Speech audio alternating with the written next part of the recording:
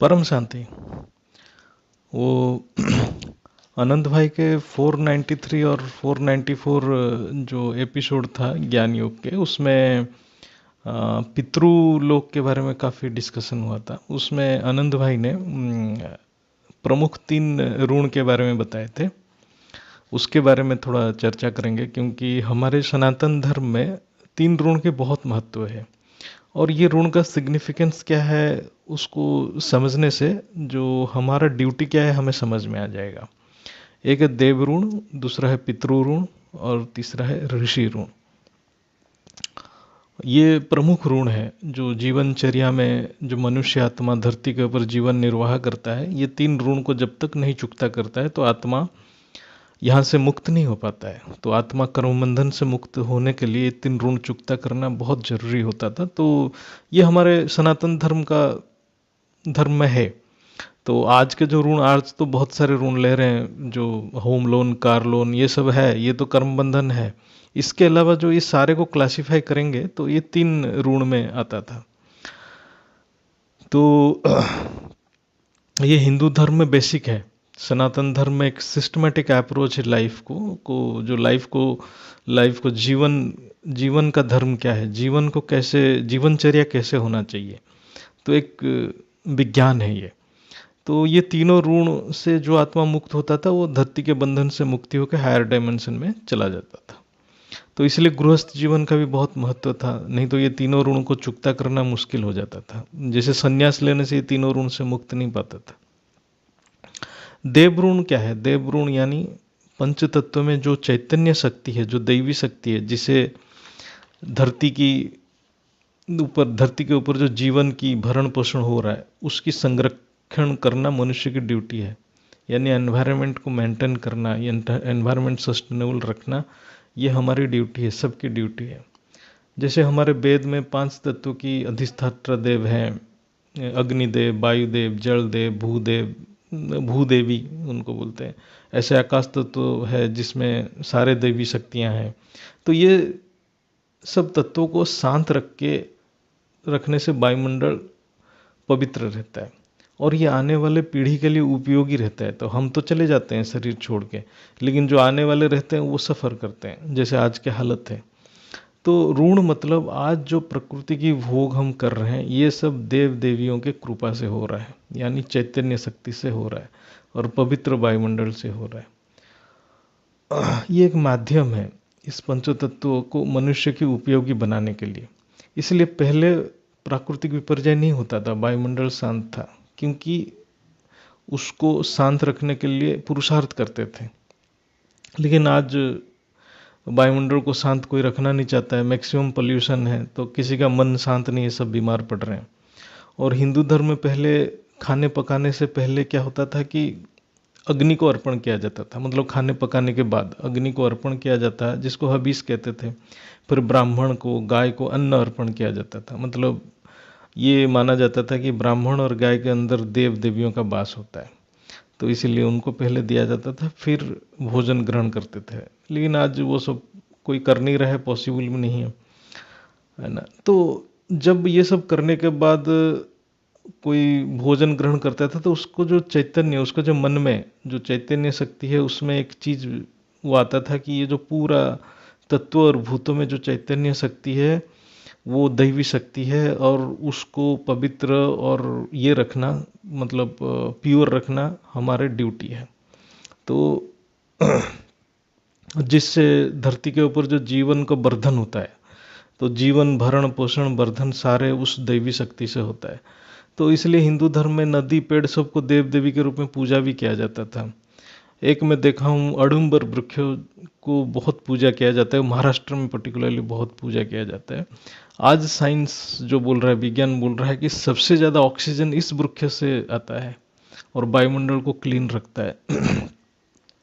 तो मतलब ये जो सारे इकोसिस्टम को बैलेंस रखने के लिए जो प्रॉपर्टी, जो व्यवहार में, आचरण में आना चाहिए, इसी को धर्म बोलते हैं। तो अदरवाइज वो पृथ्वी, आज देखिए हालत पृथ्वी के ऊपर क्या हालत है, वायुमंडल नष्ट हो गया है और कैसे कैसे प्रवृत्ति के लोग आ गए हैं। तो इसी को विधर्मी बोलते हैं। सृष्टि को खत्म करने की जो धर्म है वो विधर्मी है। तो ये देवऋण है, यानी तत्वों और भूतों को पवित्र और शुद्ध रखना देवऋण है।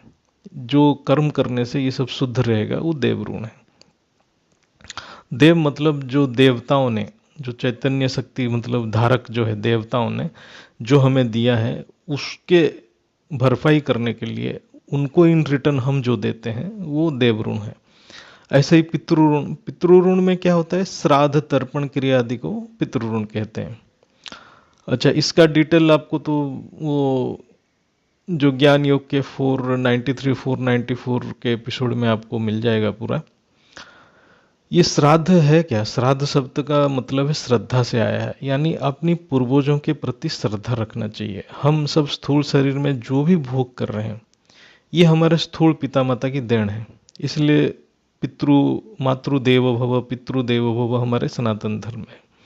पितृऋण यानी हम सबको जो कुछ अपने पूर्वजों से मिला है उसके लिए आभार प्रकट करना, ये पितृऋण है। इसलिए पहले वंश वृद्धि की सिस्टम था जो कि ये परंपरा को कायम रखता था। तो ये सब है, वो आज वो चेंज हो गया है, लेकिन पहले इसका जो पर्पस ये था ये मैं बता रहा हूँ। ऋषि ऋण क्या है? जो ऋषियों ने तपस्या किया और तपस्या से वेद शास्त्र उपनिषद का जो दिव्य ज्ञान यानी सृष्टि की ज्ञान धरती के ऊपर लाया, श्रुति से हो या लिखित रूप में हो, हर मनुष्य को इसको अध्ययन करना चाहिए और बुद्धि में समझ आना चाहिए, जिससे मनुष्य आत्मा इस सृष्टि विज्ञान को समझ के अपनी आत्मा की सद्गति कर सके। जब आत्मा इस ज्ञान को समझ के सद्गति कर लेता है तो ये जो ऋषि लोगों ने जो मेहनत किया था, जो पुरुषार्थ किया है, वो ऋण चुकता हो जाता है। उन्होंने जो ज्ञान दिया वो उसका तो एक पर्पस है कि जो लोगों को कल्याण हो। अब हम उसको पढ़ेंगे नहीं, समझेंगे नहीं तो हमारा कल्याण ही नहीं हो सकता, तो उनका पुरुषार्थ बेकार हो गया। तो जब हम समझ के वो ज्ञान को लोगों में प्रचार प्रसार करते हैं और आत्मा की सद्गति करते हैं तो ऋषि ऋण का चुकता हो जाता है। तो ये तीनों ऋण ऐसा है जीवन के अभ्यास में। ये जब मतलब ये सब पुरुषार्थ करना चाहिए तीनों ऋण को चुकता करने के लिए, तब आत्मा मुक्त हो जाता है। इसलिए सनातन धर्म में देव उपासना, यज्ञ इत्यादि देव ऋण के लिए किया जाता था। श्राद्ध तर्पण पितृ ऋण के लिए किया जाता था। ऋषि ऋण के लिए वेद उपनिषद ज्ञान के अभ्यास किया जाता था। तो ये तीनों ऋण का महत्व था। तो इससे जो मनुष्य जो धरती के ऊपर आता था, जो उसका जो कामना भी पूर्ति होता था। धर्म अर्थ काम मुख्य ये तीनों हो जाता था। धर्म अर्थ काम तीनों हो जाता था, फिर लास्ट में मुख्य भी प्राप्ति कर लेता था ये तीनों ऋण चुकता होने से। तो ये जब गृहस्थ आश्रम में रह के ही ये कर पाएगा, संन्यास लेते ही ये तीनों ऋण चुकता नहीं कर पाता था। तो आत्मा का बैलेंस शीट जीरो होना चाहिए, debit side credit side zero हो जाता था। तीनों ऋण जब चुकता कर देता था तो आत्मा खाली हो जाता था, खाली हल्का हो जाता था, ऊपर चला जाता था। तो इसका और धरती के ऊपर कोई ड्यूटी नहीं रहता था।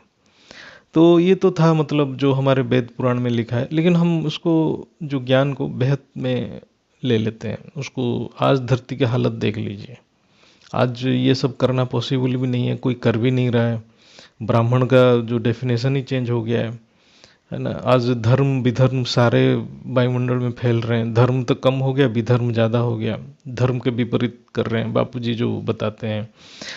यानी वायुमंडल के हालात इतना ख़राब है। एनवायरनमेंट प्रोटेक्शन सस्टेनेबिलिटी का कोर्स किया जा रहा है, उसके लिए कॉलेज खोल देते हैं, लेकिन सारे पेड़ पौधे को काट लेते हैं।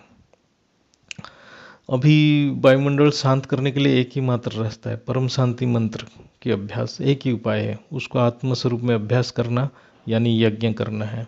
और उससे वाइब्रेशन जो वायुमंडल में जाएगा, वायुमंडल को शांत रखेगा और वायुमंडल को परिवर्तन करेगा और सबकी ऊंची स्थिति बनेगा।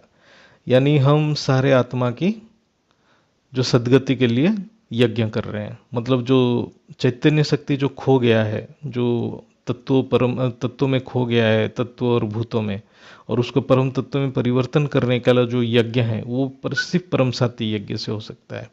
और वो है देव ऋण। जब हम इसको करके मूल स्थिति में ले आएंगे, वो तत्वों को मूल स्थिति में ले आएंगे, तब वो जो देवता हैं उनको उनका ओरिजिनल पावर मिल जाएगा। तो वो है देवऋण। तो देवऋण सचमुच में देखा जाए तो आज बेहद की परम शांति मंत्र से जो संकल्प कर रहे हैं वही देवऋण चुकता कर पा रहे हैं, और कोई नहीं कर पाएगा।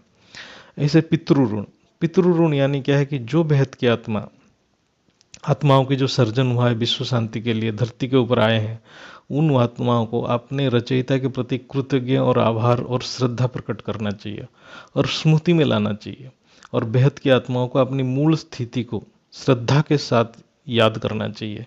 तब जाके हमारे पितृऋण चुकता होगा। यानी हम बेहद की परम परम परम महान आत्माएं हैं, इस संकल्प को जागृत करना पड़ेगा, और ये संकल्प जागृत होते ही हमारा पुत्र ऋण चुकता हो जाएगा। तो अभी वंशवर्धन करने की कोई आवश्यकता नहीं, अभी नष्ट महास्मृति लब्धा बनने से पितृ ऋण चुकता हो जाएगा। अंतिम ऋण यानी बेहद की ज्ञान को समझ के ज्ञान दान करो, यानी ऋषि ऋण चुकता हो जाएगा। तो जो बेहद की ज्ञान को जो बुद्धि से समझना है, धारण करना है, और ये ज्ञान को प्रचार प्रसार करना है, तो क्या होगा, सब आत्माएं, इवन हमारे पूर्वजों भी, जिसका भी पूर्वज हैं, हमारे सारे पूर्वज हैं, वो ज्ञान उनको मिलेगा। जो स्थूल में है उनको भी ज्ञान मिलेगा। 33 कोटि देव देवियाँ जागृत हो जाएंगे। जब ये सारे जागृत हो जाएंगे तभी बेहद की आत्माएं मुक्त हो पाएंगी, है ना। आज के समय में जो ऋण चुकता करने का तरीका अलग हो गया है, पहले अलग था, आज अलग है। पहले वायुमंडल अलग था, आज वायुमंडल अलग है।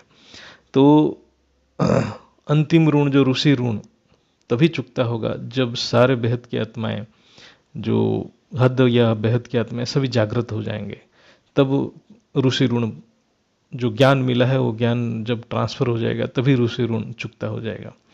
तो ये तीनों ऋण पूरा होते ही आत्मा बेहद की विमान में पहुंच जाएगा, ये ऑटोमेटिक है। समय परिवर्तन हो जाएगा। तो इसलिए बेहद की परम शांति मंत्र यज्ञ करते रहना है, नष्ट स्मृति लब्धा होना है, और ज्ञानदान, ये तीनों ऋण से मुक्त हो जाएंगे और बेहद की आत्मा सारे मुक्त हो जाएंगे। ये हमारा ड्यूटी है। ये जब तक ये ड्यूटी नहीं करेंगे तो हम ये तीनों ऋण से मुक्त नहीं हो पाएंगे। ये तो संक्षिप्त में ये ज्ञान को मैंने जस्ट बता दिया जो, और ये तीनों जो पुरुषार्थ हम, मेरे को लगता है बेहद की आत्माएं सारे कर ही रहे हैं, तीनों पुरुषार्थ साथ साथ ही चल रहा है। तो ये तो डेफिनेट है कि बेहद की आत्मा बेहद की विमान में जल्द से जल्द बैठ जाएंगे। परम शांति। और मेरे माँ जी और बापू जी को नमन, चरण स्पर्श। बेहद की परम शांति। परम शांति सोचो, बोलो परम शांति। Join us daily for live meditation, 10 p.m. to 11 p.m. on YouTube Live. Subscribe now.